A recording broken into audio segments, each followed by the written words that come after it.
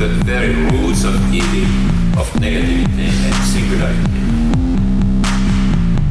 including the ultimate form of singularity, which is unconscious, to the whole state of things, pure violence without object anymore. This is the typical violence of information.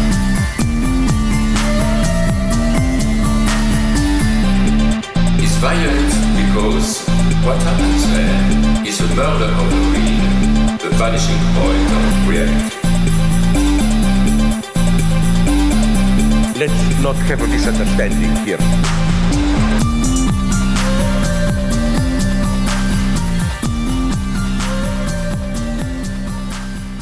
Welcome to this week's edition of the Machinic Unconscious Happy Hour with Cooper Cherry and Taylor Adkins, as always sponsored by the People's Institute for Revolutionary Semiotics. Today we're going to be diving into Gilbert Simondon's Individuation in light of notions of form and information, translated by our own Taylor Adkins. So give him the golf clap if you're listening to this at home. Yeah, so this is volume 1. This is I told you this before. I'll say it again just to start. So this volume 1 is the complete dissertation, which he finished in 1958, but which was published in 64, and it was cut into like thirds, if you want to think of it that way. So 2/3 of it was published in 64. It was the first section on physical individuation and the second section on vital individuation. It's got its own little title. I think it's like the individual and its physico-biological genesis or something like that. That sounds fucking, I'm so into that. Yeah, I mean, it's great. It's especially, I sent you that passage from Dune last night because I don't know, I was just thinking like, it's such a crystallized, it's such a distilled form of, I think, what I consider to be milieu, if that makes sense. The reduction of it, the relationships become a little bit more apparent when you're describing milieu, but I might be jumping well ahead there. It's definitely milieu in like the sense on a human scale, right? Yeah, I suppose, right.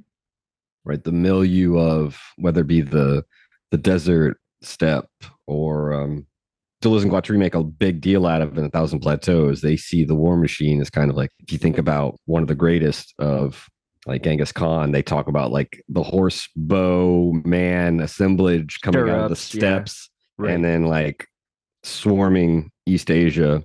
In any case, yeah, I mean, so that notion of a milieu is familiar to us, I think, and that's how we normally use the word milieu in English, right? As this notion of an environment, the surroundings, right? And I think that Simondon is going to generalize it on different scales that aren't merely reducible to the human. So the milieu, in Simondon's sense, I think is taken literally, and Laruelle plays with this too. It's literally it's the mid place, it's the half place, right? And for those of us for the listeners who are inclined with Deleuze, the rhizome grows from the middle, everything occurs from the middle. That's privileging this notion of the milieu. So this book was cut into thirds, right? It's the individual and its physico-biological genesis. So that's the first 2/3 of the dissertation. And the last third of the dissertation is left out, which is the one on psychic and collective individuation. And that was only published in 89. So 25 years later, a series under the direction of Laruelle, coincidentally, interestingly enough. Oh, wow. So without like Laruelle had a hand at least in making sure that the final third saw the light of day. And so, yeah, I think that's one of the things where Deleuze is going to be looking at mainly those first 2/3 of the dissertation, the physical and the vital individuation aspects. But he's also looking at there's a complementary thesis, because in France you gotta since you're hardcore, you have to do 2 theses. You have to have like a complement to your primary. And so the complement that he has is all about the technical object, which he does spend a little time in what we read. What we read was actually going through a lot of aspects of technical individuation and how it relates to the hylomorphic form. We'll get into that. But in the complementary thesis, which is like, I know its acronym is like MEOT. What is it? It's the, MEOT would be the French. So that's not even going to help me. It's on the mode of existence of technical objects. It would be like METO in English. Simondon's got the complementary thesis on technical objects, which is really, really, really interesting. And we also need to look at that at some point. So his dissertation was broken up. And so, Deleuze only got to see, maybe in 89, he could have looked at that, but there's no indication that he did. He doesn't make references to it. So there's no indication that he did read the final third. And it was only in 2005. And interestingly enough, I think another reason why this final third, the psychic and collective individuation part, is published because Simondon passed away in 89. So the year of his death, maybe Laruelle and I think it's OBA, the publisher, maybe a group around were like, hey, we should do this to honor his life. Because he only published those, during his life, he only published, maybe it was published before he died, but those are the three things that he publishes is his dissertation. Now a lot has come out since then of his lectures. He was mainly lecturing, and he was working at a Polytechnic Institute.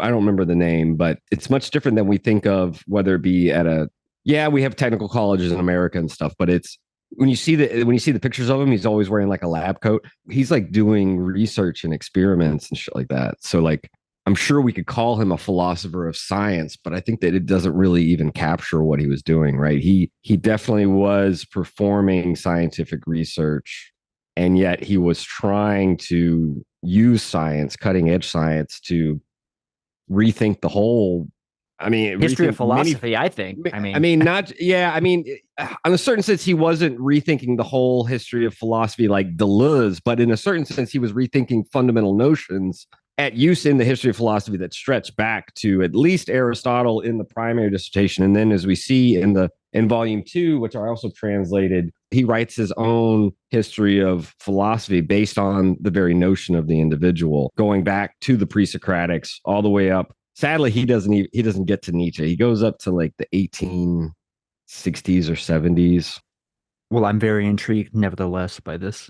Yeah, and I always tell people that if they can get volume 2, start with his history of the notion of the individual. It's fascinating, and it gets you prepared to read this work. But we started with volume 1 today, and the reason why there's 2 volumes with one name is because in 2005, both parts of the thesis, right, the part that got cut off, the collective and psychic individuation, and the physical and vital, were finally brought together in one volume, along with these supplementary complementary texts that he had written around the time of his dissertation. So he's got a text on the criteria of individuality. He's got a text on allegmatics, which is his term for a theory of relations that is based in analogy. And I will get this out of the way because it goes beyond the scope of what we're going to talk about today. But, Deleuze critiques analogy and differs of repetition.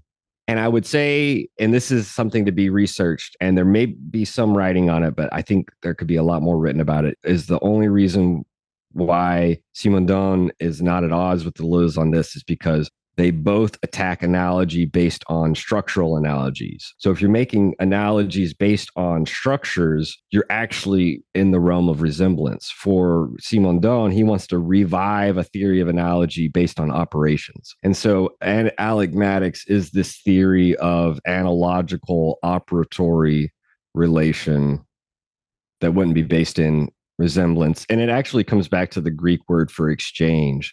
So it has to do with this regime of exchanges going on during individuation. I went ahead of myself, but the whole thing is you can get both volumes now in English.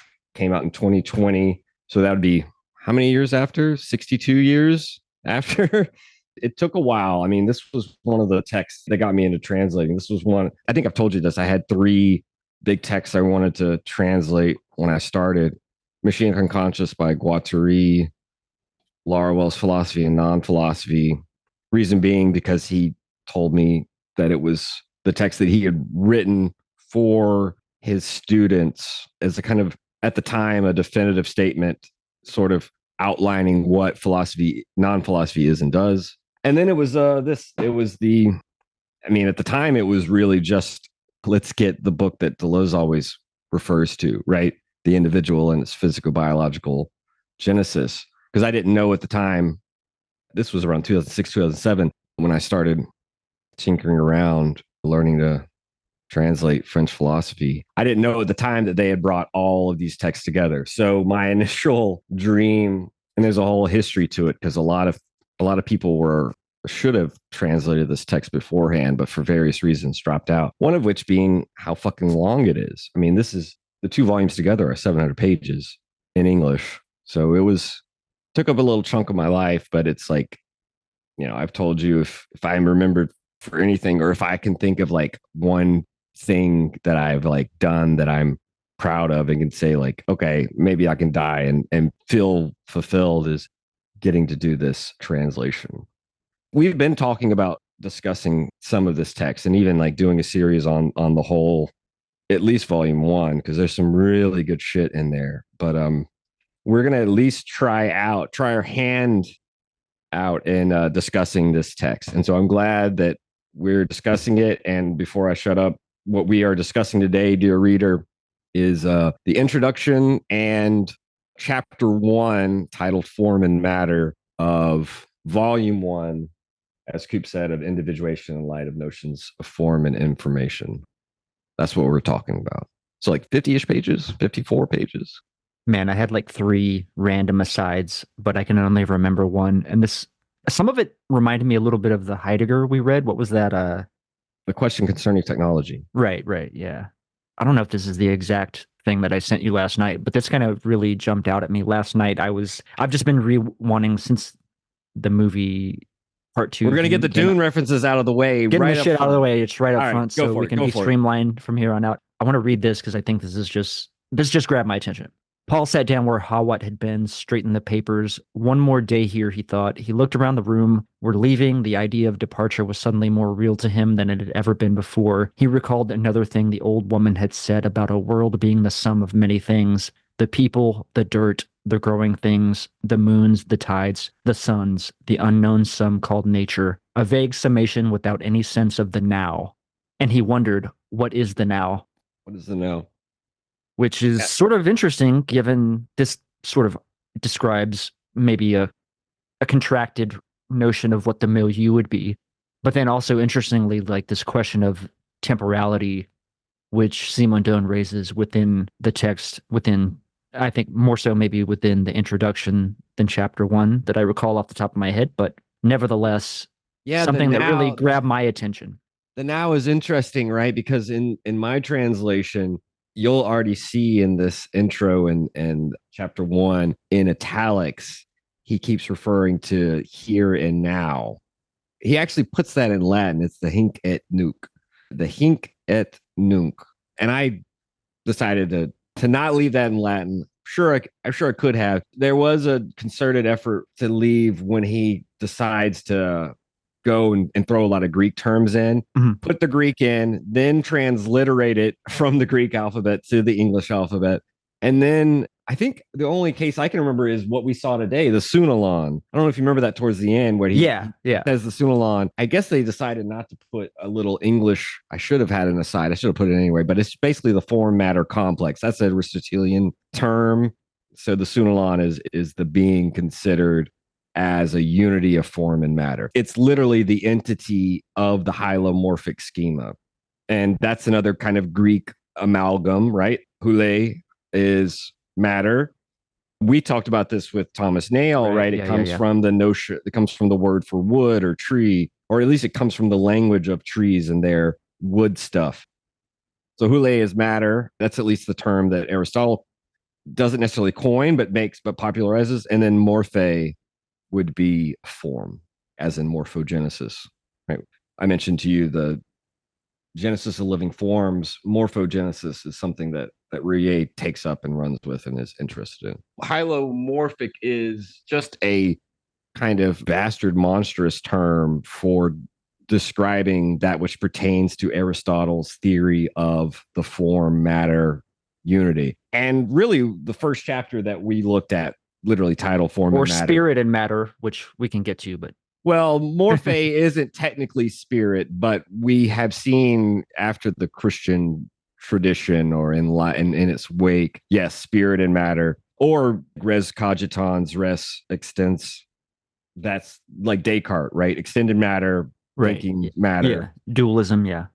or thinking thing. Sorry, extended thing, thinking thing, which, in French, esprit is mind and spirit, right? So, yeah, other types of dualisms are soul and body, mind and matter, shit like that, right? But for Aristotle, it's form and matter. And what Simondon is trying to do in this first chapter is, and he says it in the introduction too, it takes a big part of it, is to call into question the hylomorphic schema to explain individuals.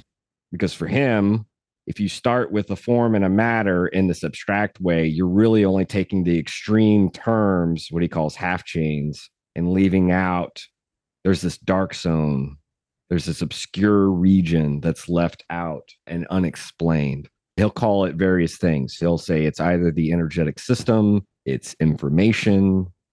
It would obviously leave out various singularities that allow for these things to take place. It also obscures the fact that for Simondon and his analyses, matter already has sort of implicit forms. It's already sort of formed, even in the raw state.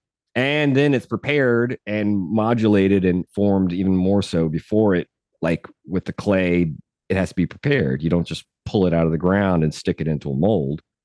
Anyway, yeah, we're sort of jumping ahead a little bit, but I will give the ball back to you, sir. I'm going to pass over and we can just kind of jump in wherever. We don't have to go through page by page. I know that one of our listeners on Twitter wanted to hear more about some of the technical operativity and the terminology that goes into the brick. So I'm sure we'll spend time talking about the primary example that he brings up. I know Simondon is associated with crystals, but we didn't get to the fucking crystal yet. And in this chapter, we only got some anticipations where he kind of suggests the crystal as having an interesting example to play, but he doesn't go into it yet. So really, we get to talk about bricks today, Simondon and bricks instead of crystals. Bricked up. I remember what my other asides were. One was that term I had mentioned. Like I said, I think it may be John Rofe that said, maybe it was Badiou. Vital mysticism. The vitalist right? mysticism. Vitalist mysticism. Yeah. Deleuze, Simondon. Who else this is from Badiou? By the way, readers, sorry, since this is inside baseball, this is from Badiou's Logics of Worlds, which is a fascinating book. And in the preface, he kind of delineates two traditions in, let's say, 20th century French philosophy. One would be the side he places himself on, which is a kind of mathematizing idealism, right? He traces it from Brunswick, who's not really read today in English, but was super important. But anyway, yeah, so this kind of mathematical line, which extends through Cavaillés, Lautmann, Lacan himself. And then the vitalist mysticism, which he traces back to Bergson, which would include Simondon, Deleuze. He throws in Canguilhem and Foucault. Canguilhem is interesting. The Normal and the Pathological is a text that we could look at and is fascinating. Canguilhem was important for, he was one of Deleuze's teachers. He was one of Foucault's teachers. He was the dissertation director for Simondon. So yeah, this vitalist mysticism is Simondon. I don't think he's a vitalist mystic, but if that grouping makes any sense, that he follows in the line of Bergson and therefore in the line of vitalist mysticism, sure, I'll bite on that. I mean, you can take that. I see him as he's a realist in the sense in which he has a realism of relations that needs to be explored. We won't be able to really do that today, but I see him as a realist. But insofar as he falls from the line of Bergson, yeah, I would. Right. That was really what I wanted to discuss, because I think that, I mean, you can kind of clearly see the through line just having read Creative Evolution, right? There's certain resonances. I guess this critique of dialectic would be one of them, or maybe the one that jumped out at me, I suppose. And he's definitely simpatico with Deleuze. I mean, right. Yeah. The reason why I'm translating Simondon is because of Deleuze. What was the other? The other one was, it's interesting. I mean, I didn't even mention this to you because I thought I was, Laurel is his own thing, but I thought it was kind of interesting that you mentioned his involvement in the Yeah. publication, because I certainly felt in certain passages with regard to the clay brick and the mold that I was already thinking about my little half-assed, half-cocked understanding of like determination in the last instance. Yeah, I mean, insofar as for Simondon, the brick is only an individual, properly speaking, at the moment when the mold and the clay kind of oscillate. I'm going to use that word. I've been thinking about it. I love it. When the mold kisses the clay and the pressure is exerted from the walls of the clay to every molecule of the clay part by part. So it's interesting because there's an internal resonance going on. Yeah. It's not where the clay meets the mold that things are, which is kind of interesting. I don't know. It's the we might have clay to starts to resonate molecule by molecule with itself. So the pressure is exerted not just from the wall to the clay, as you're saying, but within the clay. And this is the term internal resonance. It's when that internal resonance, that's when you have the energetic system. But for I think for Simondon, yeah, it's at that very moment of as the deformation is going on, and then which really only takes a couple of seconds, if that, right? It's for those moments, it's that moment, that extended duration, as Bergson might say, that there is an individual. Because for Simondon, the individual is different from the individuated being. The brick, once we take the brick out of the mold, that's an individuated being, but it's no longer an individual. And this is really fascinating that he already makes this huge claim that I think runs counter to the whole history of philosophy, at least in its notion of the individual, which is why I think Simondon did this whole history, this 200-page history from the pre-Socratics up to the 19th century. But we normally conflate the individual and the individuated being. We use it very loosely and very broadly. But for Simondon, the individual carries along with it its associated milieu, which would be this energetic system, or sometimes he'll call it this charge of pre-individual reality. It has potential. There's still potential energy, right? Yeah. To be actualized, right? That's the interesting thing. The brick doesn't carry the system, the individualizing system along with it after it's unmolded. That's the interesting thing, right? Again, we're going to circle around. We're going to do some spirals here. Right. Yeah, absolutely. But that was one of the things that maybe I hadn't appreciated as much, thinking about this notion that not that the brick doesn't take its system of individuation along with it, because that's going to be important for understanding living beings, right? And the way that the membranes form these interior milieus that are in touch with an exterior milieu by these system of relations. Yeah. I mean, well, gosh, relation is its whole whole bag of worms. Well, I was thinking even but it's able to create these different means of communication with an outside. It's not just a brute relation of the inside to the outside, but it's these topological foldings that Deleuze is fascinated with. That's again outside the scope of this reading. We'll have to refer outside of just these 50 pages, I think, but we can try to situate ourselves. I mean, I think it'll all be relevant for the topic, at least, more so than the reading. I mean, this too made me, the notion of transcendental empiricism, you say, is kind of like this, not a joke per se. This, to me, just in the reading broadly speaking, kind of situated transcendental empiricism in a way that made sense to me.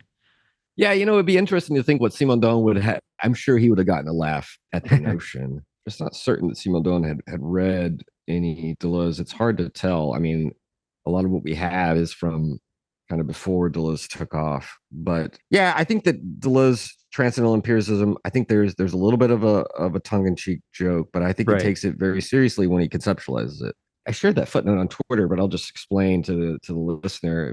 Series 15 of The Logic of Sense, Deleuze credits Simondon with a new conception of the transcendental. And insofar as Simondon is working with these empirical examples from the laboratory, from the workshop, from technical individuation, from science, I don't think that transcendental empiricism would be foreign to what Simondon is doing. Now, whether or not it accords with how Deleuze defines it. I think that that's not as interesting. I think it's in the neighborhood. Again, as I said, I think Simondon's a realist of relations. There's not, I mean, you could call him a relational realist, but it has to do with rethinking what the notion of relation means. I mean, I You know, thought too there was Marx, sort of shades of Marx in some of like this discussion of the work performed, right? Like all the different work performed on the constitution of the brick, like the labor that is the need, not only the placing the brick with the clay within the brick mold, but the kneading of the brick itself, and like this sort of dialogue between the milieu and this individuative process, or maybe that's not even a hard distinction. Maybe that it's all within the same, because it's he says, I believe that the milieu is what individuates, right?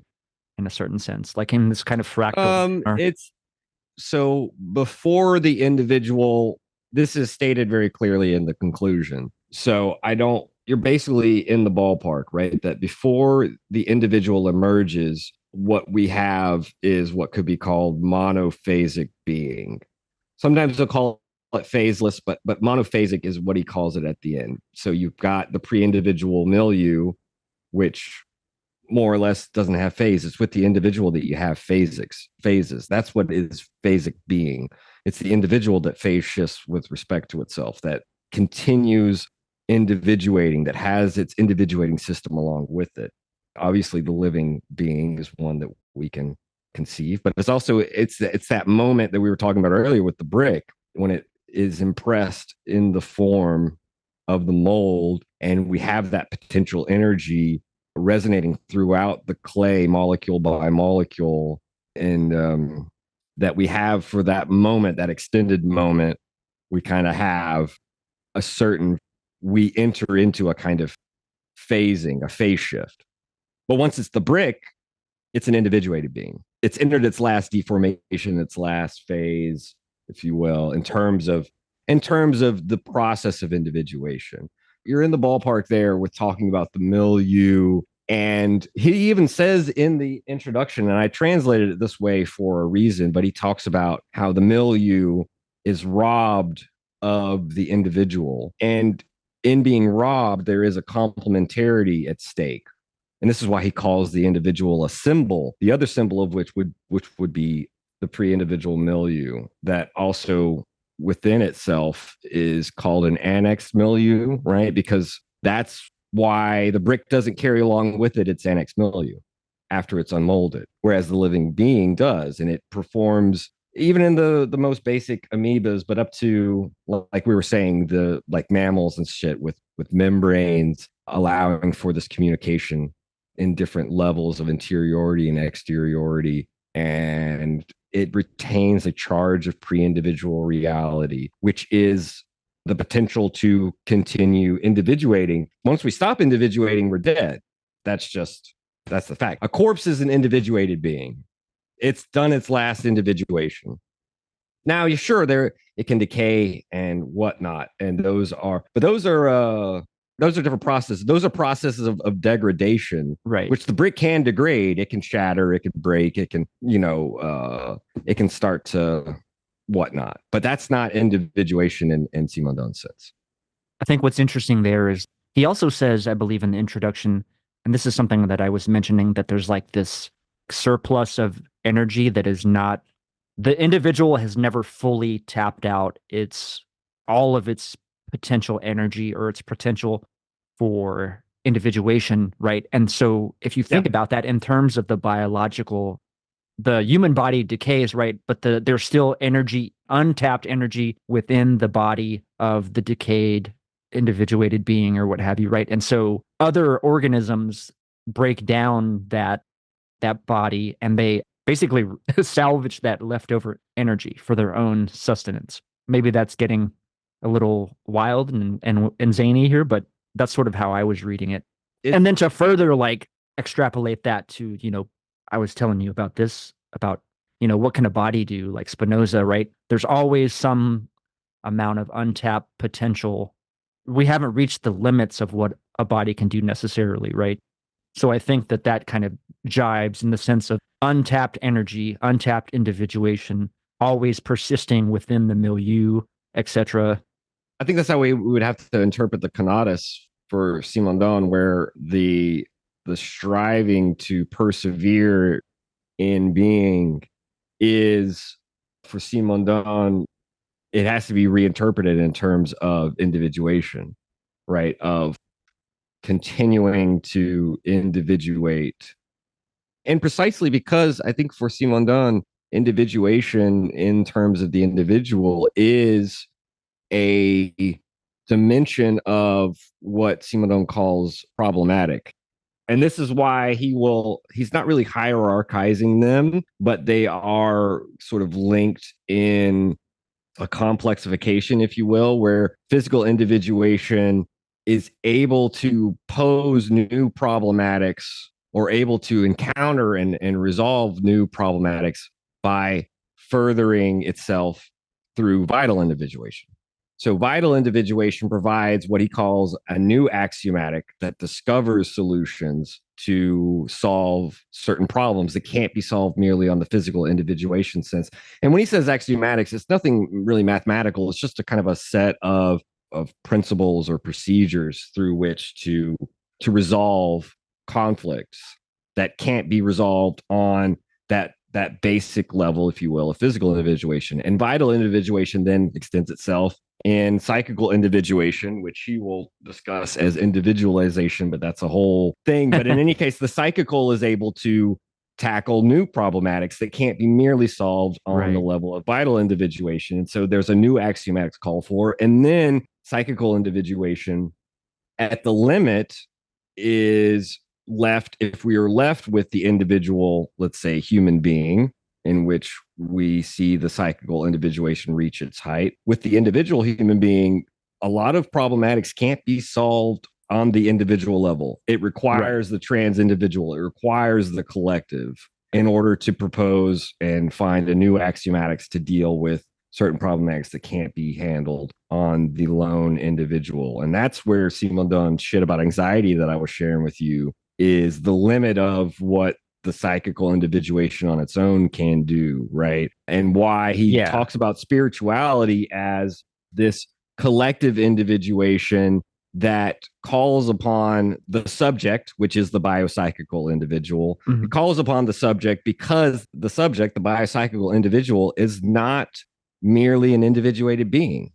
It has that pre-individual charge, which is the seed of affectivity and emotion that urges it on to resolve these problems. And I think that for Simondon, anxiety is the limit, is the failure of not going through or not being able to go through the collective to resolve these problems. As I said, it's very much different than how Freud thinks of anxiety as this preparing ourselves for future shocks and traumas, and also this retroactive means of mastering stimuli and all this shit. It's very, very different. And again, that shit's fascinating. I look forward to talking about it with you in the future. I'll let you respond to that, but that's again outside of the pages we wrote for today. This may be reductive, but we could give the current situation with Israel and Palestine and Iran now, and the anxiety is that we don't, as individuals, don't have the capacity. We can only resolve these through a collective effort, right? Like this problematic that's occurring. Yeah. But what I also wanted to bring up, just to go back to this notion of this untapped potential energy, is the law of the conservation of energy. Energy is neither created nor destroyed per se, right? That sort of, I think, jives, perhaps. You see what I'm saying? He even mentions that by name. He made this point about. While you're looking at that, I'll just say, I was thinking about this in even the context of just the atom, right? Think of the tremendous energy potential that exists just within one atom. Tremendous, as we see expressed in something like the atomic bomb or hydrogen bomb, right? So even as something that appears to be inert, let's say, still has an amazing potential, an unfathomable potential energy that can be untapped. And so when you think about that in the context of what a body can do, I think that's extraordinary. Really gets my imagination going as well. This notion of untapped potentials, I'll make a different point, because his notion of untapped potentials, I think, would be that individuation, just to link back to what I said earlier, because it is rife with potentials, this means to go further and to tap into what is untapped, whether we think about it as the conatus or will to power or whatever the fuck, right?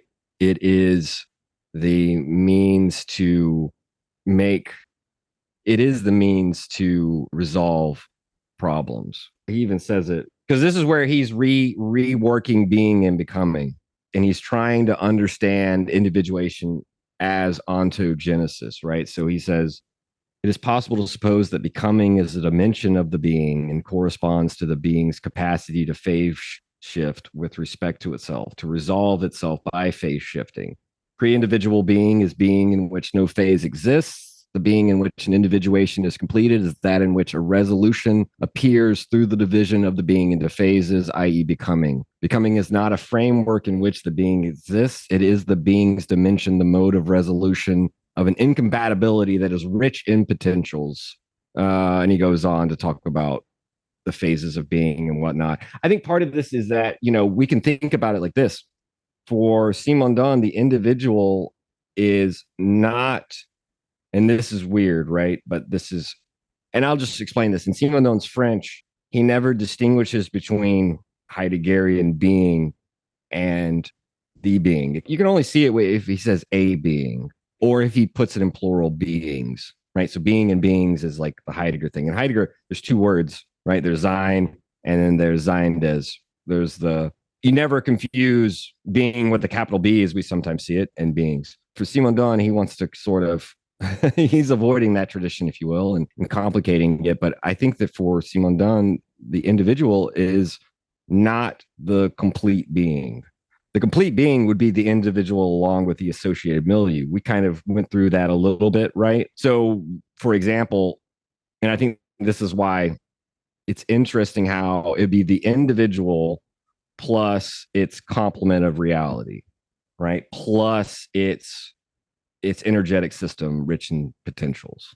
And so I think that that's where we see this notion of phase shifting is important, because it's precisely only when we consider the individual plus that complement of reality that would even give it that ability to become.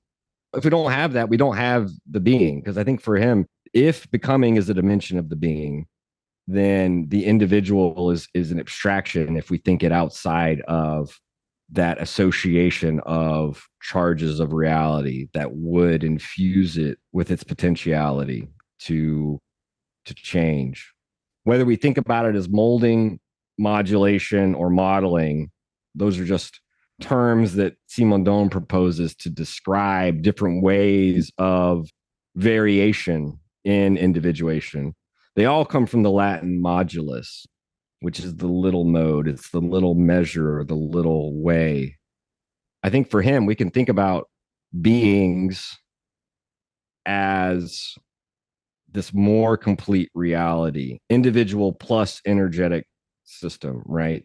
Individual plus this center of tensions from which there is the possibility to individuate. I don't think that the terminology is stuck. I don't think the terminology is very widespread. And so like there's a certain sense in which it's kind of moot to try to reinforce these conceptual distinctions. But on the other hand, I think it does help along the way to kind of keep in sight.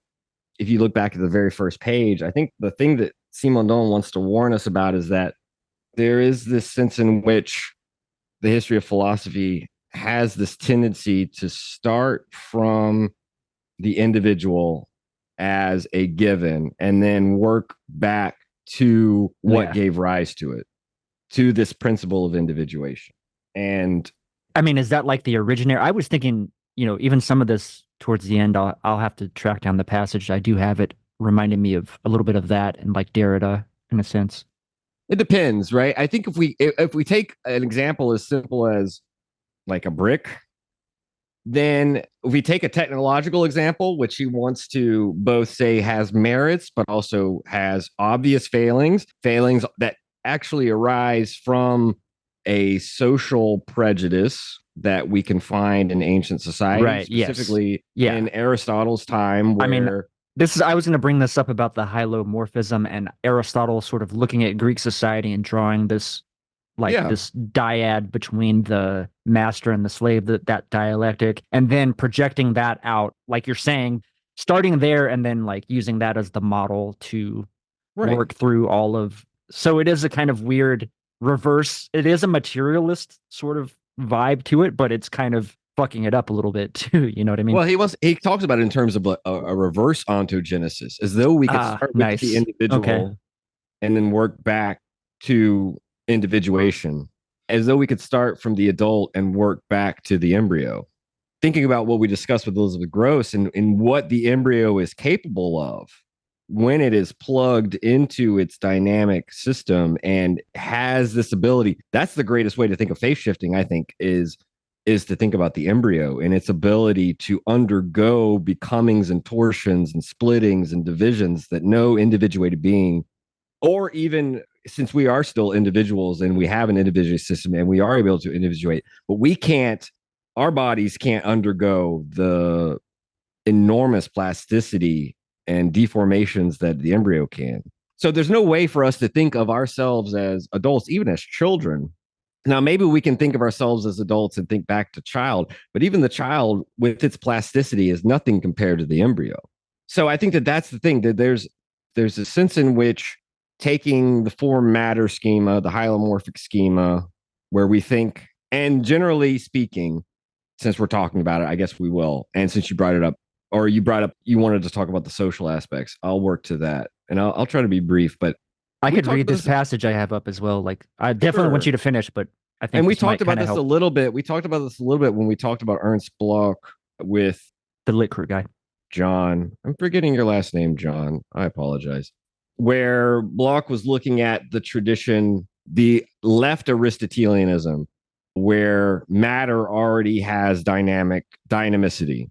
I won't go into that whole discussion, but there's something similar here where in, let's just say, traditional Aristotelianism, there is this notion where form is active and matter is passive. So we can think of, again, the schema that he's using as though the clay were passively awaiting to have a form from the mold imposed on it. As we already discussed, when we talk about the potential energy that surges throughout the clay in the internal resonance that's instituted in that energetic system, that is what is left out in the hylomorphic schema, right? But in any case, for Simondon, to think of form as active imposition onto passive matter is to think of form in a relation of hierarchy of the master giving the slave, the worker, commands, right? And I guess I brought this up with Elizabeth Gross, where it is, Lacan's Hegelian moment in the master-slave dialectic is it's the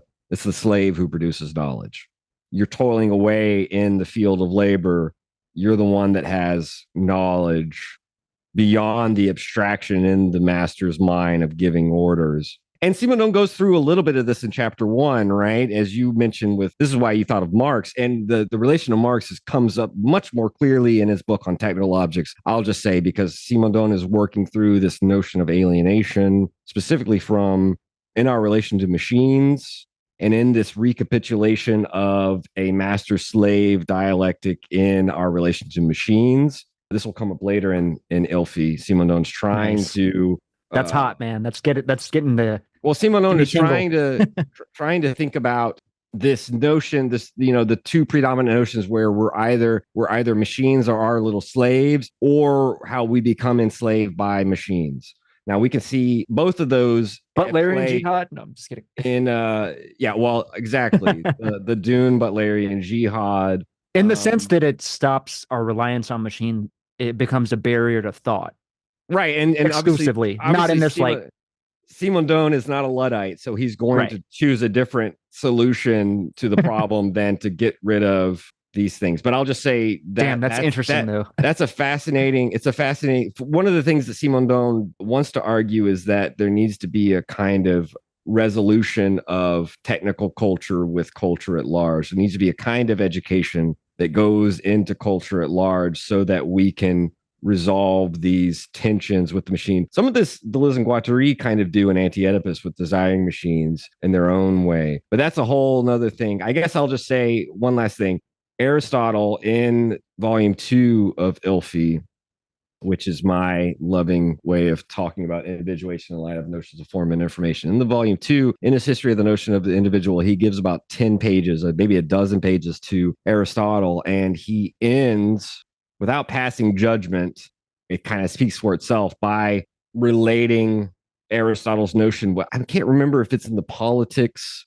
It might be in another book, but Aristotle's presumption that even certain peoples, certain races, obviously like the Greeks, they were born to rule, and certain races coming from the East, let's say, but I'm sure he might have had in mind maybe all of non-Greece, maybe non-Mediterranean peoples, that they were born to be slaves, some of which is given arguments based on like climate.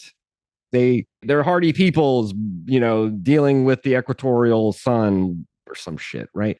You can look at Aristotle's kind of making it a natural consequence of someone's origin of birth for who was born to rule and who was born to serve. The main thing being that you can see how the hylomorphic schema is unconsciously already dominating philosophical understanding. Now, Simondon wants to say the particularity of culture shouldn't have made the hylomorphic schema like dominant for 2,000 years or whatnot, that there's something more particular on a technical level. And he goes into a little bit of that in this chapter 1. But at least for our purposes, what we're talking about right now, Simondon first highlights that it's a kind of bewitchment, if you will, of a social reality. You're tracing these ideas from the status quo of a certain society.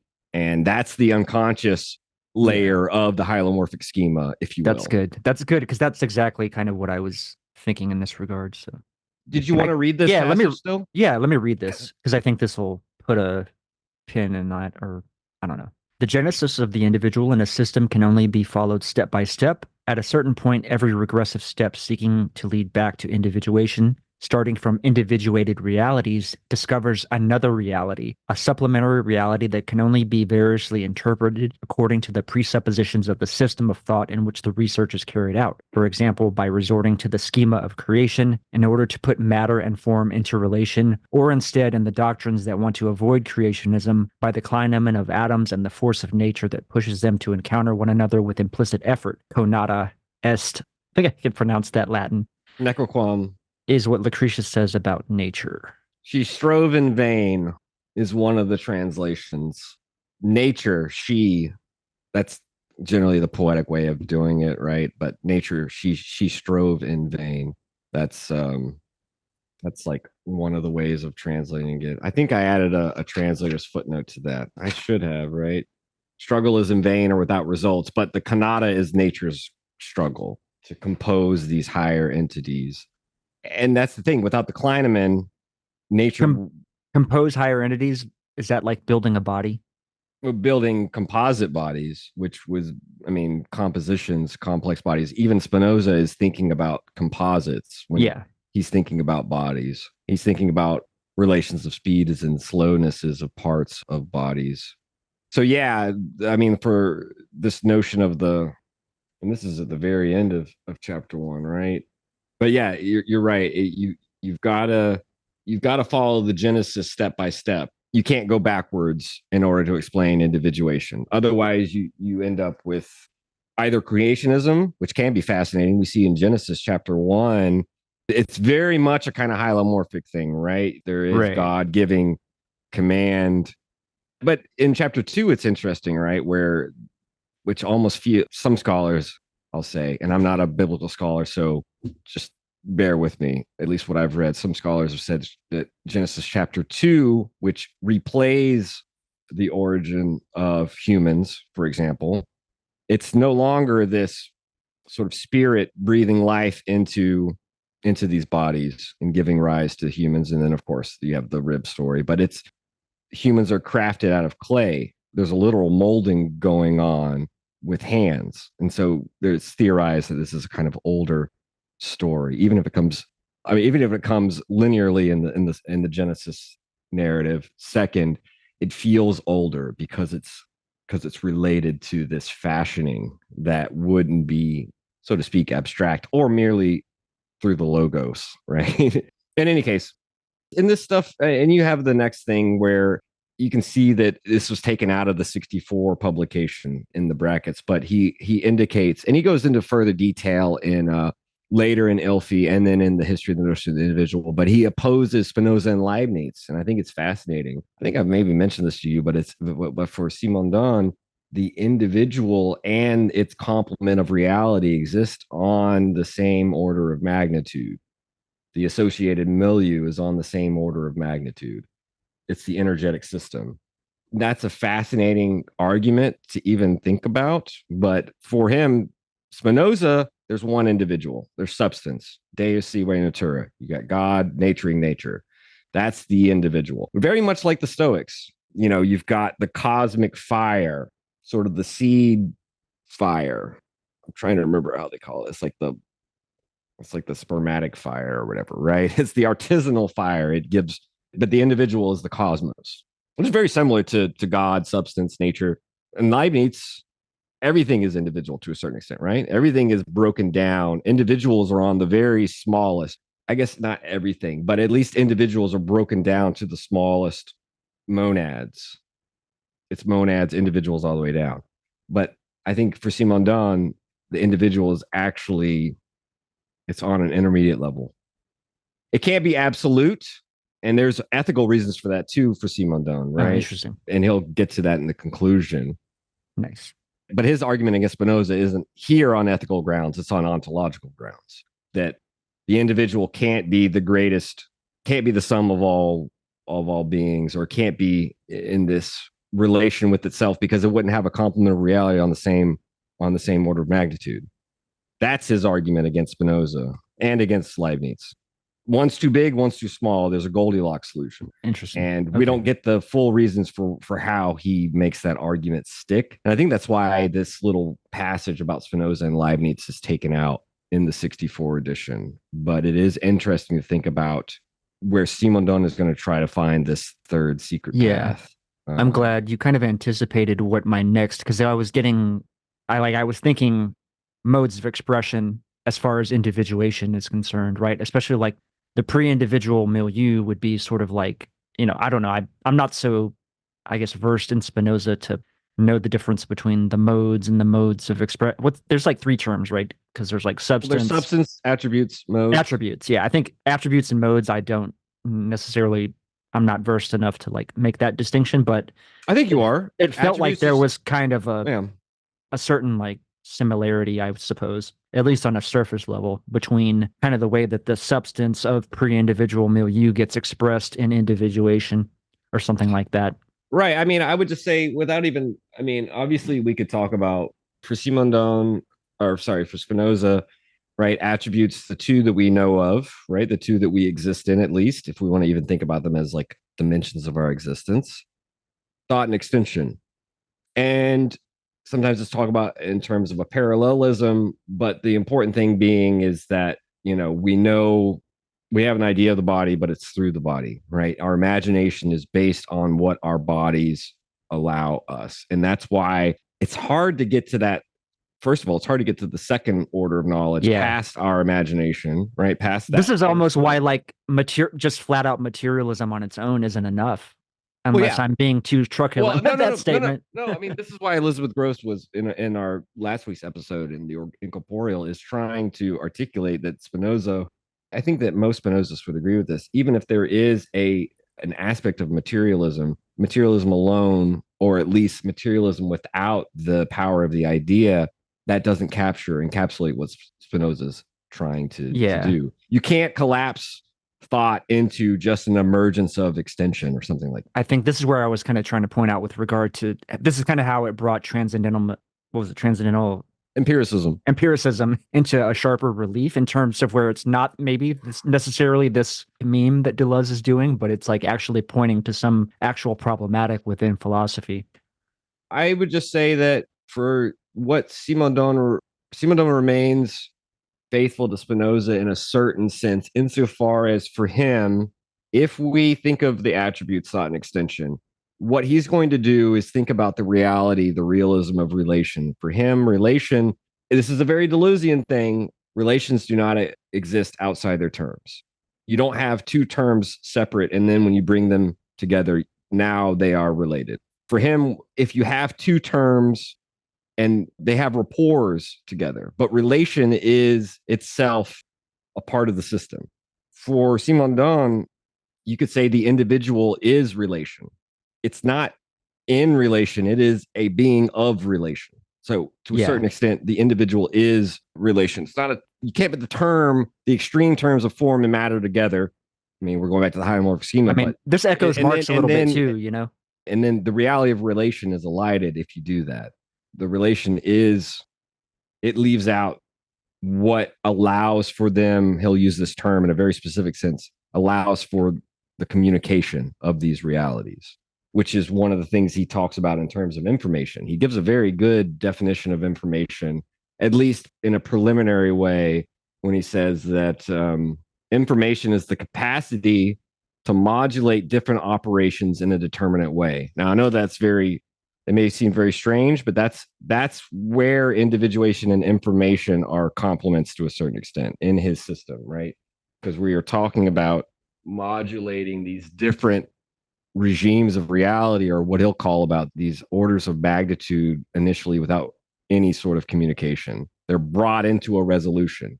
So the brick taking form, or this is his term, right? Form taking, prise de form, that implies the modulation of an operation in a determinate way. There is a determination undergone by the brick insofar as it is suffused with potential energy and enters into a state of internal residence.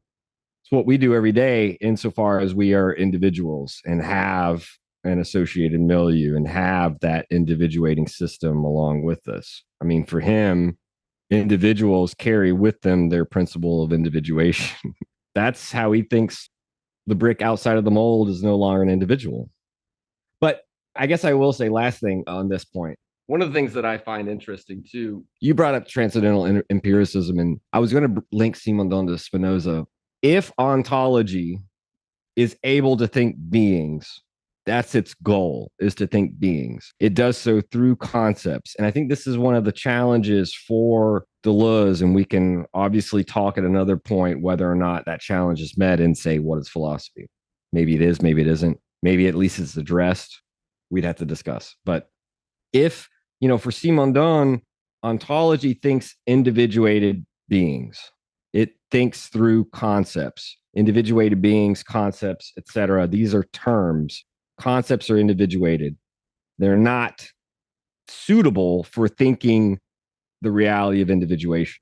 So this is why that, and I have to read it. I do. And I'm just saying this to me is, I think, a way of throwing, and this is what I was trying to do with Elizabeth Gross, throwing metastability into Spinoza's system, which I do think changes things and doesn't leave things the same. But and this is where he talks about an analogy between two operations, an analogy that is a certain mode of communication. We're not talking about a structural analogy, which is resemblance, which is what Deleuze critiques. We're talking about an operatory analogy, he says. And the operatory analogy is between the individuation of our knowledge and the individuation of beings.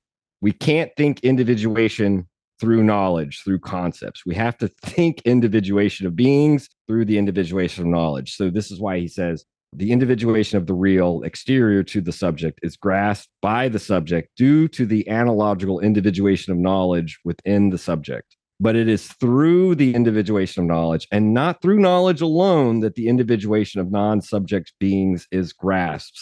And this is the last sentence of the introduction. Beings can be known through the knowledge of the subject, but the individuation of beings can only be grasped through the individuation of the subject's knowledge. Now, that's where we need a kind of noogenesis, so to speak, to, or what, an epistemogenesis or a nosiogenesis to mirror ontogenesis, to be in an analogical communication with it. And I think that that's a challenge to philosophy. I mean, that's a challenge to what he calls scientific conceptualism, because concepts, if they're individuated terms, they can't think individuation. And again, this goes back to this whole notion of like our intellectual habits. We have to break. And I think this is why he's reinforcing even certain basic terms like being, individual, becoming, etc. He's like forcing us form, matter. He's going to reconceptualize form and matter. Matter is that which bears potential to go further. Form is what puts a limit to the actualization of that potential. That's, at least in the technical operation, that's suitable, but then he'll have to revise that for vital individuation, for psychical individuation. One of the last sentences that I think Deleuze would have read, because I'm thinking about the way, as I said, this book was divided. One of the last sentences Deleuze would have read in this book that he read, right, which was broken up, is a challenge to philosophy, where he says, and I'll have to find it at some point. I do think he had another good definition of information where he said it is the arrival of a singularity that creates a communication between orders of reality. He even calls the mold in the schema of the clay mold. The mold for him would be a singularity. The mold is what allows for there to be this determination. He also calls the form, though, in this technical operation, the limit of actualization. So it allows for a certain path of individuation to be selected. But in any case, the thing I'm thinking of, and I couldn't find it in the book, and it doesn't really matter, but his point was that philosophy seems to always be playing this catch-up game with science. It always seems to, this is maybe another way of, the owl of Minerva takes flight at dusk or whatever. But I think that's one of the challenges that I believe Deleuze is trying to do in Diffs Repetition, is trying to, push philosophy to overcome its, the images of thought it spontaneously creates for itself through its prejudices and whatnot, and its habits, its bad habits. And I think that that's one of the things that Laruelle tries to take from Deleuze, right? He tries to take this critique of images of thought, applying it to philosophy, not just particular ones, but even more globally. But it requires the resources of Derridian deconstruction. That's an aside. I'm going to throw it back to you. I've been talking for a while. Oh, that's interesting, though. I mean, I was going to go back to say, like, maybe in the introduction, I mean, I thought what was interesting is the discussion of time. I don't know if he's necessarily trying to draw this in the discussion of the crystal within the introduction, right? You've mentioned this 1,000 times before when we've discussed crystals, about like the mother liquid, the mother sort of solution. Liquor. The mother liquor. The mother liquor. Okay. You mother liquor. Yeah, I've got it. I mean, this made me think of the notion of time as a sort of solution, as a mother liquor in itself. Individuation occurs within time or something like that. Yeah. And I was even thinking about time as substance, but you can critique me on why that's problematic, I suppose. I think it's problematic, at least for, obviously we'd have to talk about what substance means, but I suppose, yeah. Simondon is an anti-substantialist. I think Deleuze is too. It's just that I think he is in a different way, or at least comes about it in a different way. Obviously, substances play a role in Deleuze's thought, but he wants substance to turn around the modes rather than modes around substance, and that's also part of his anti-theism. It's also a way of thinking. For example, the body without organs is, if it's a whole, it exists alongside the parts, right? It doesn't totalize them. I think that's the easiest way I would describe to relate to something that you've heard me talk about, the non-totalizable multiplicity of. Yeah, because you could say something like the full body, right? Like the full body loses its potential.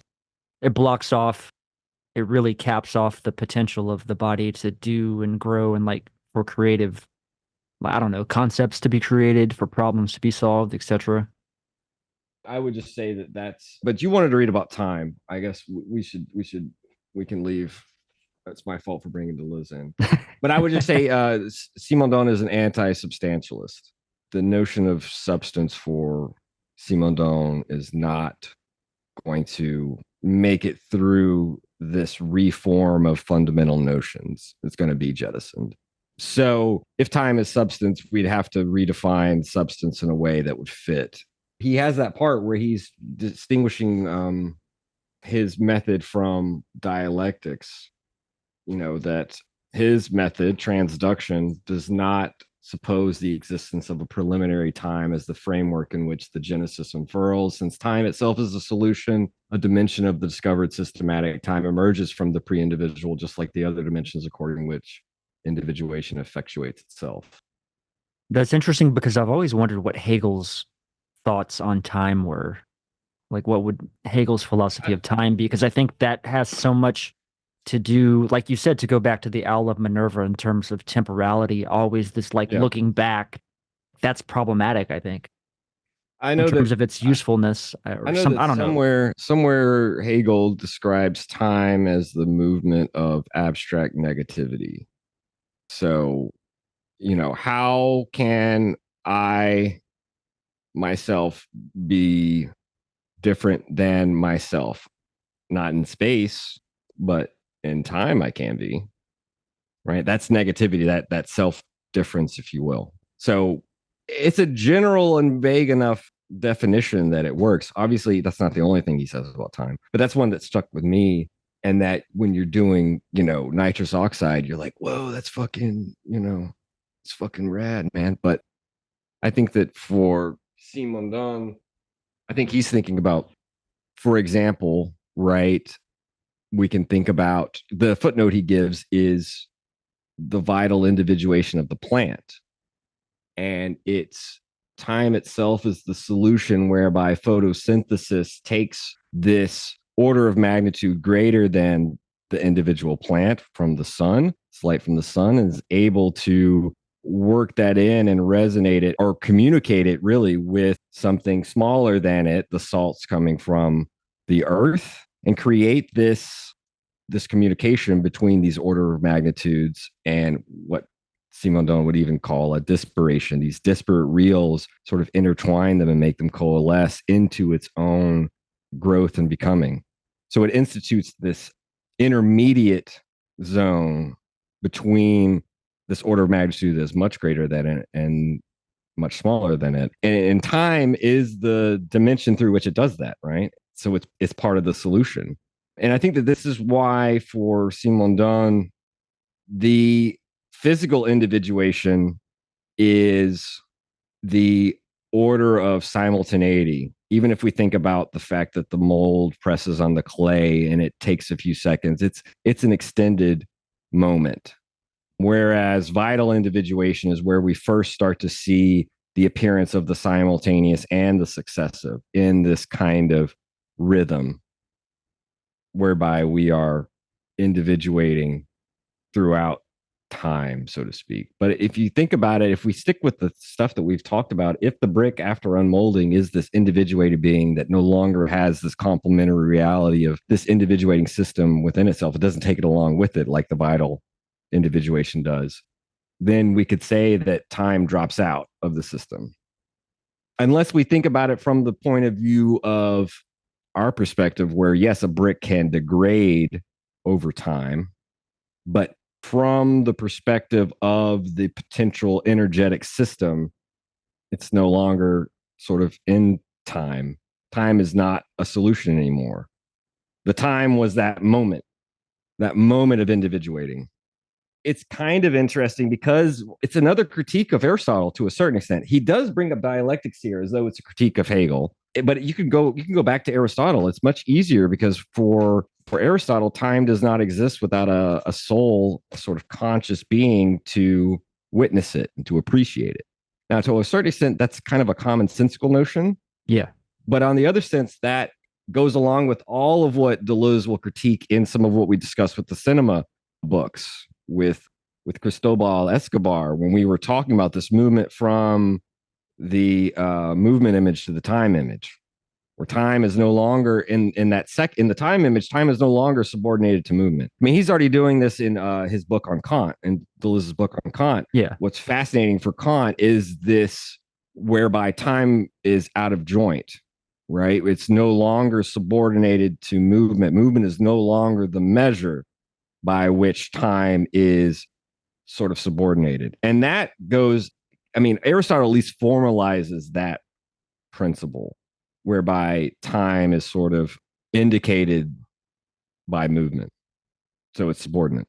And so I think that you could extend this outside of, without us having to get into the fucking weeds of Hegel. You know, Aristotle keeps things fairly straightforward, even if he always does this thing. And this is why I hated rereading the metaphysics before today. I was rereading books M&N, as I said, of the metaphysics.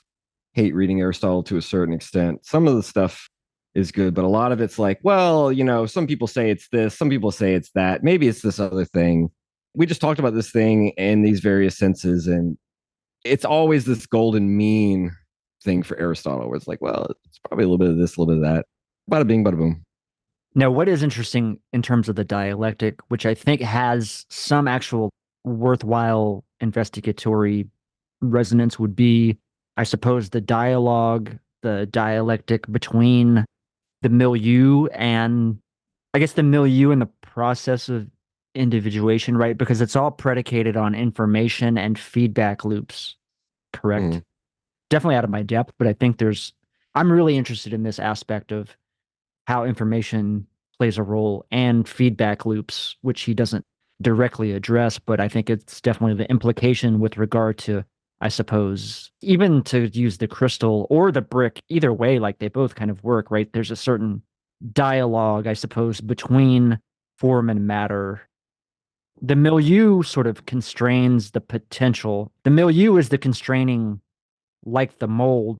Are you following me, or am I? I'm letting you work. Letting me cook a little bit. Yeah, go ahead.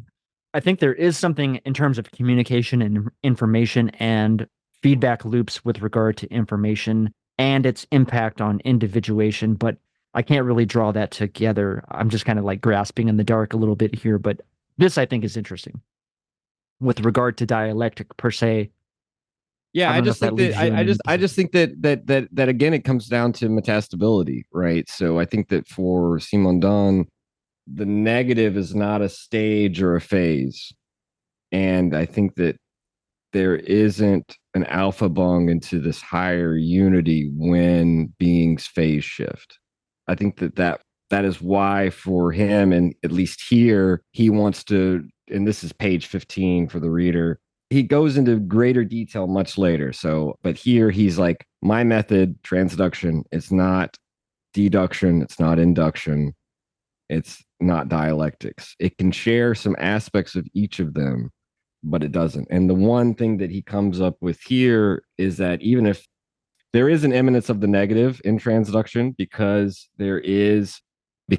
when we talked about earlier about this resolution of a problematic, that already implies there's an incompatibility. So I think for Simondon, right, this is where his definition of spirituality becomes interesting. The very fact that we have this pre-individual charge that pushes us further and connects us back to pre-individual reality through affectivity. If perception orients us in the world, in this external world, we have this sort of internal associated charge of pre-individual reality that could be the inward surge of affectivity and emotion. And it pushes us further, pushes us to individuate further. And it requires and shows that we are incompatible with ourselves.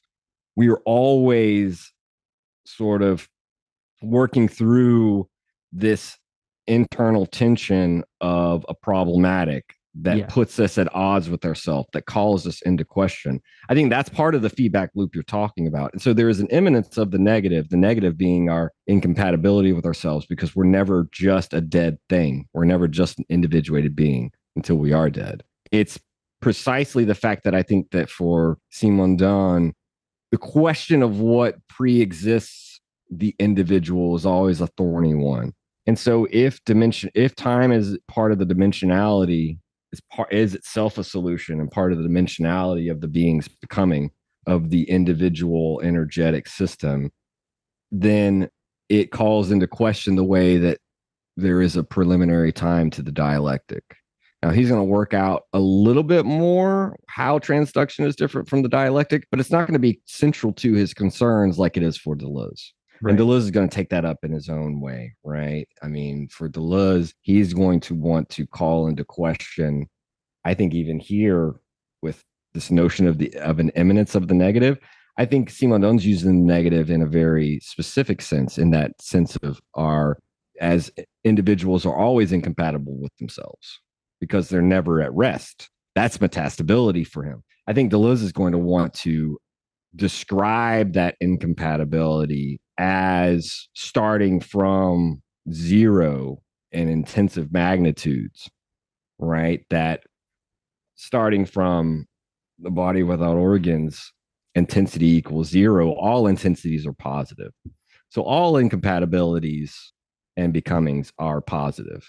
So again, it's this question of like every little term has this interesting aspect that has to be parsed.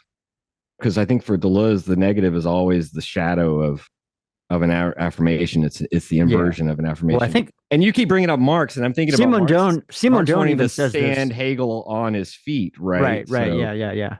I mean, even this notion of like you're going back to your little what you said about spirituality, reminding me of Totem and Taboo in a sense, right? What is God but the sort of almost like the pre-individual milieu, sort of in the sense of maybe the species or whatever, right? Like the group, the collectivity, etc., is God or something. Or God is the like whatever expression of the collectivity as this transcendental blah blah blah. I follow. If that I makes follow sense. you. I can follow you there. I can see what you mean. Which just goes to say that fucking Freud was really cooking, man. Oh sure, yeah, of course he was. I mean, he was maybe he might have overcooked some shit and undercooked, but still, you got to give him fucking credit, man. For he had some of the seasoning right, you know. You can't make an omelet though, right? You can't make an omelet without breaking some eggs, unlocking some potentials. So yeah, I mean, it's interesting, right? If we think about another way that Simondon and Deleuze and Rie maybe go into this vital mysticism thing, is that once we get to the vital individuation chapters, Simondon is going to look at neoteny as a prime example for understanding vital individuation. And it's not the same as embryogenesis, but it comes up to some similar problems.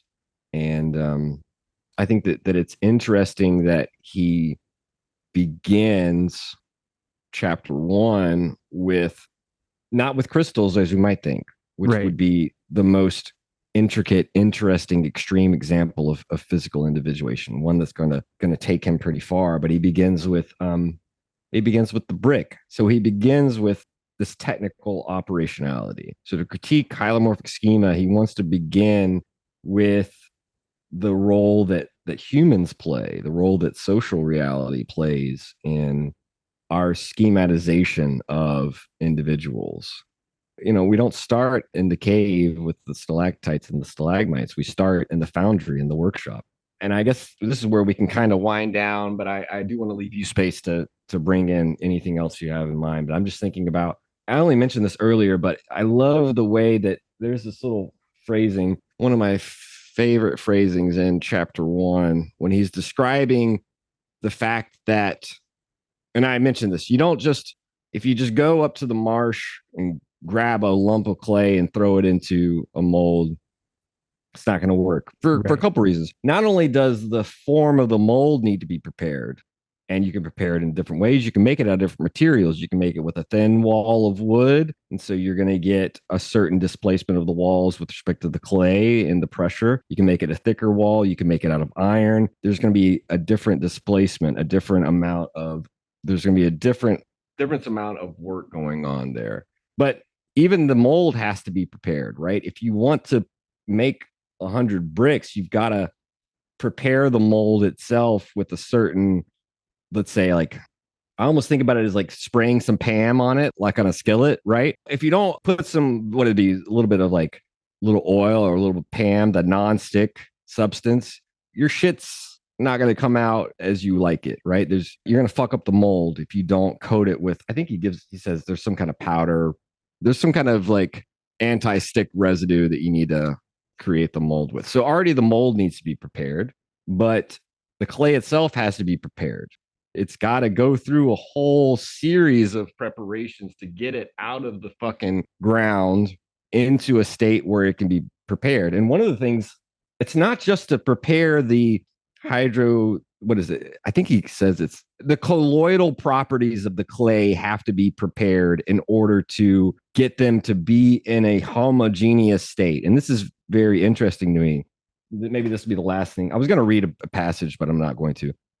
The hydrosilicate aluminum and molecules have to be prepared in order for those colloidal properties, the plasticity of the clay to become homogenized so that the internal resonance can effectuate itself throughout the clay in order to take form. And one of the things that he says that I think it's interesting, let's say you don't prepare this fully and say you got like a little bit of gravel or a little air pocket in that clay, then you're not going to have a perfectly molded brick.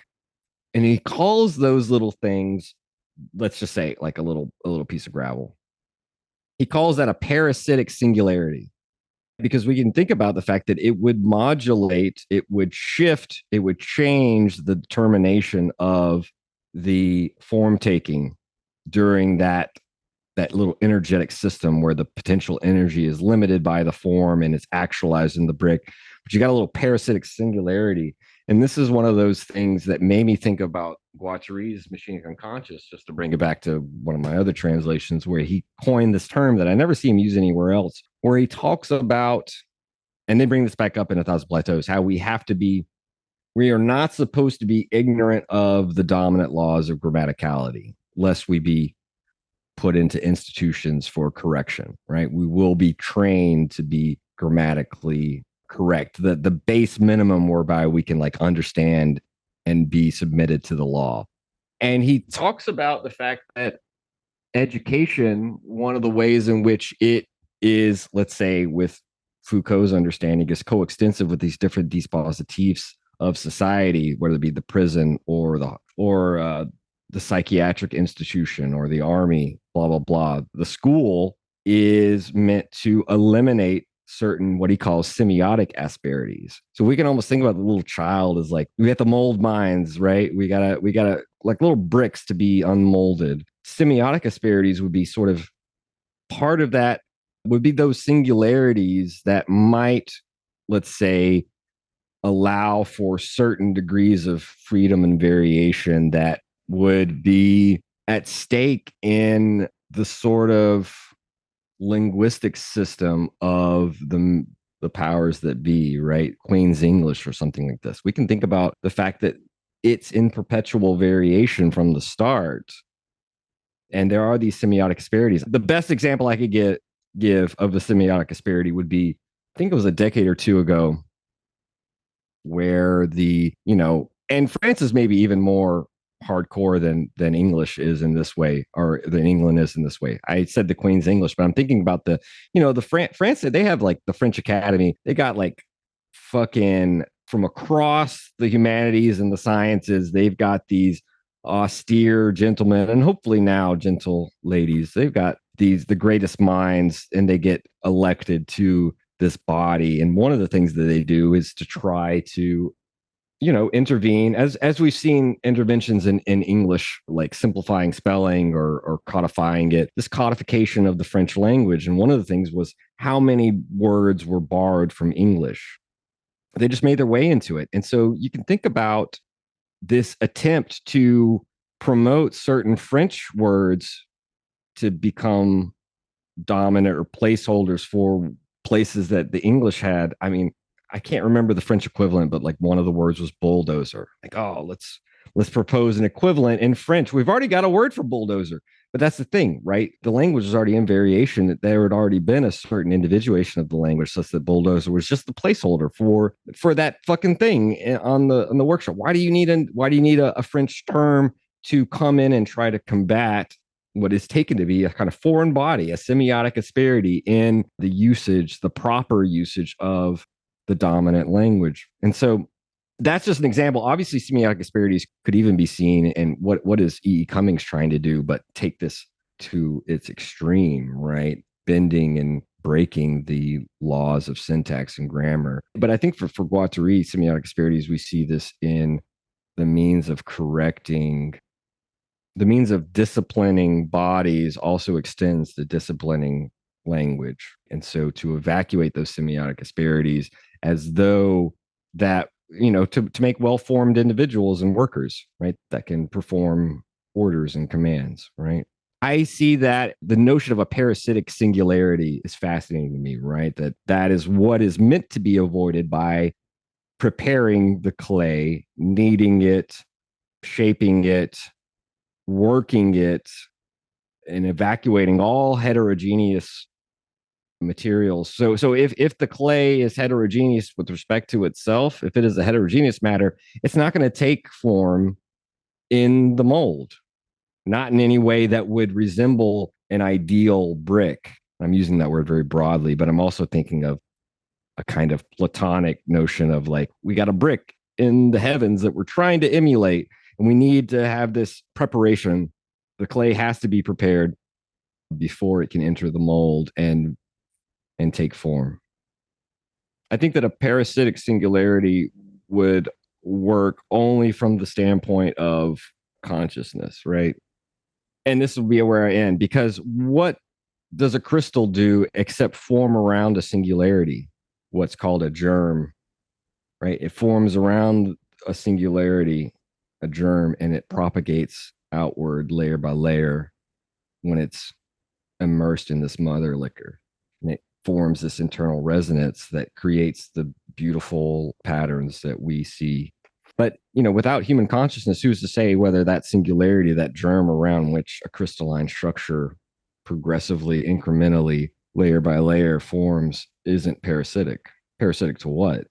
So, yeah, it's obviously semiotic asperities. What is it an asperity to? What is it disparaging, if you will, but the major mode of a certain language?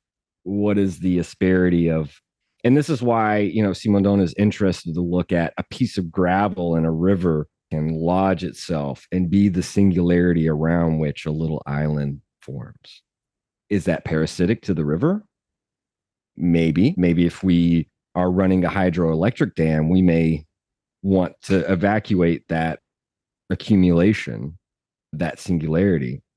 He even talks about the formation of dunes, not to end with dunes since we started with it, but obviously not in the book sense, but yeah, in the sense of which a little piece of gravel, a little piece of debris can be the singularity around which a dune incrementally piles up.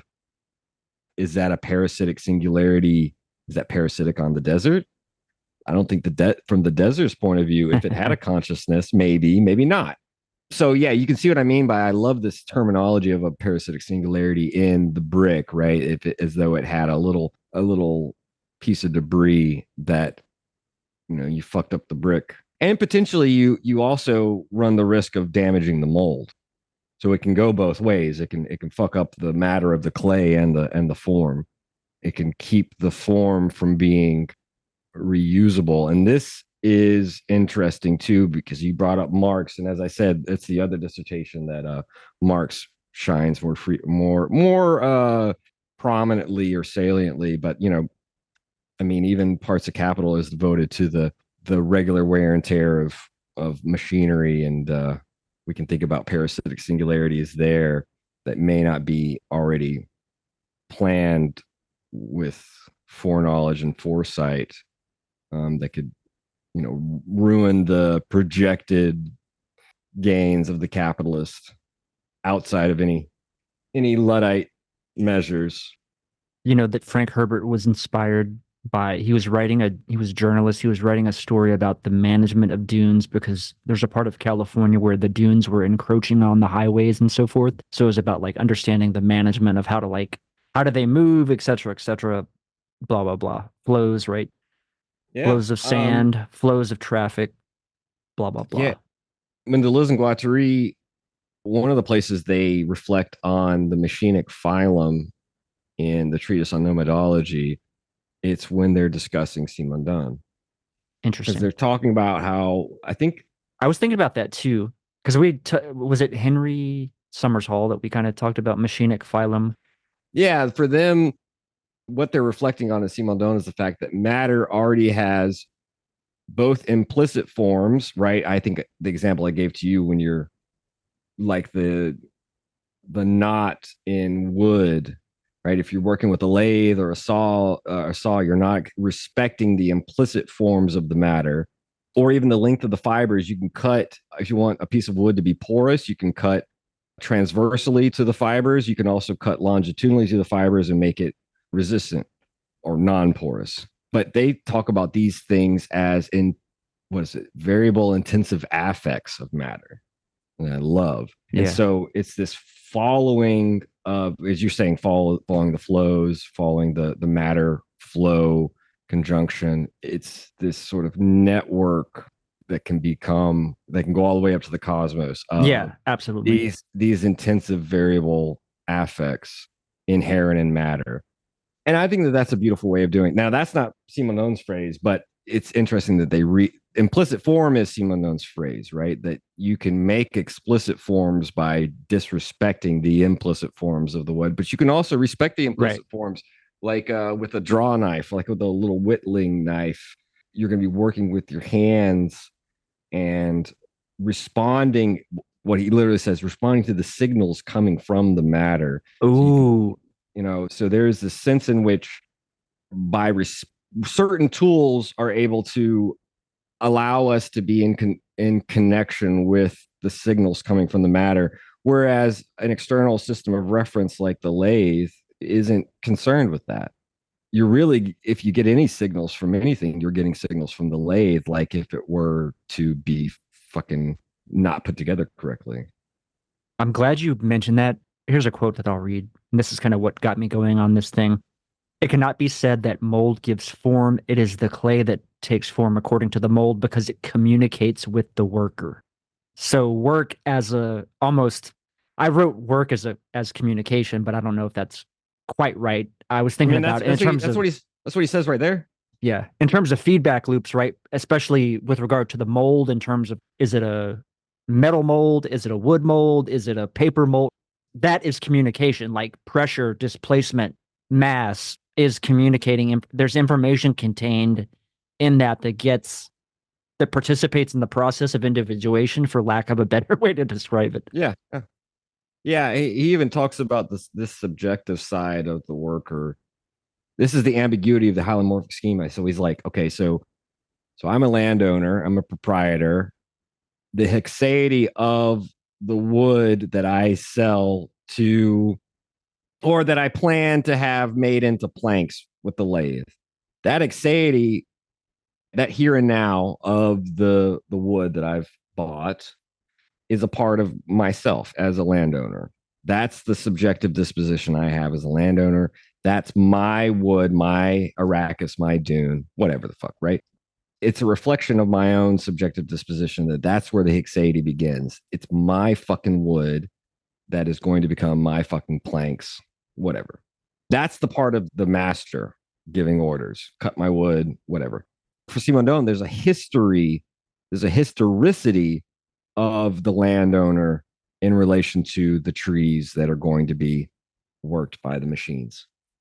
Now, from the standpoint of the artisan, who doesn't know anything about that history, who doesn't share that subjective disposition that the landowner does, who doesn't have that charge of narcissism that would say the hexaity comes from me owning this. For the artisan, it's when he begins to work, when he starts to work to effectuate an object of his labor. That's where the hexaity begins, and it ends when he's finished with the work. So the hexaity, the history of the thisness and the nowness of the object of his labor, begins with and through his labor. Doesn't begin. So that's a different subjective disposition that has to do through the work and his or her, obviously, with their immersion into the laboring process. That's where the axiety comes from. And I think that that's interesting for Simondon, because what he wants to do by bringing up these examples and by going through the hylomorphic, by starting with the technical, as I already said, you already start with a social reality that's imbued with these unconscious affects and these unconscious presuppositions, right? The master slave thing. But also, what's interesting about Simondon too, by starting with the technical, he is starting with what he wants to say could be taken as a sort of what he calls a zoomorphic relativism, a relativism based on what is useful to not only humans, but animals, living beings. Because we can imagine, I mean, obviously, beavers have a certain relation to wood that we don't, but that type of usefulness for beavers could be considered a zoomorphic relativism. So he wants to say, okay, sure. But he's anticipating, because he says, but look at crystals and the way that crystal lattices diffract X-rays and gamma rays, and that type of reticular structure inherent to the crystal already kind of reflects a type of complication of the matter form schema that, yes, can have scientific applications. And this is where technics and science for him get to coincide for a little bit, but that also goes beyond and beneath and behind a sort of zoomorphic relativism. It's kind of interesting how the crystal gets anticipated in the introduction in that first chapter. It's the next chapter that he's going to dive into crystals. And then in chapter 3, which didn't appear in the initial 64 publication, it was taken out, so Deleuze didn't get to see it. He goes into quantum physics. And so he wants to think about, for example, and this is just to anticipate, but there is an operatory analogy between the living individual carrying along with it its principle of individuation and the potential energetic system that propels it to further individuate and go further. He's going to see that complementarity between the milieu associated with the individual and the individual in the wave particle complementarity. He wants to draw an analogy in these two types of complementarities. And I almost feel like maybe the publisher in 64 was like, yeah, I don't think anybody's really going to know what to do with your spiel about quantum physics. Let's take it out. I don't know where that decision came from to take that out, but it's some of the most fascinating stuff in these opening chapters in physical individuation. And it's very key to Simondon's argument is to look at the wave particle complementarity and to try to draw analogies to the rest of his work in thinking about individuations. Maybe we'll get there at some point. Maybe we'll continue the series. Obviously not. We'll give it some time. It'll be a dimension of the solution of the individuation of the series and all that. We'll get to it. We will come back to this. I think the next chapter is not too long. I mean, let me just look at how this shit's broken up. I mean, chapter 2 is, well, it's about 40-ish pages. So yeah, I mean, that's about as much as we read for today. And the next chapter is like 60. We could work through this. That will wrap up this week's edition of the Machinic Unconscious Happy Hour with Cooper Cherry and Taylor Adkins. The very roots of evil, of negativity and singularity, including the ultimate form of singularity, which is the whole state of things, pure violence without object anymore. This is the typical violence of information.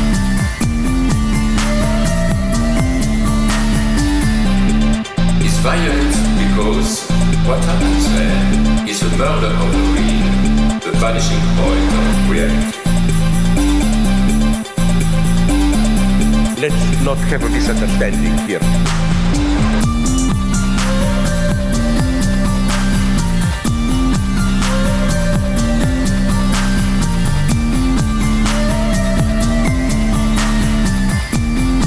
What I meant is the following. With nothing left but recycled, whitewashed, lobotomized people, as in Clockwork Orange.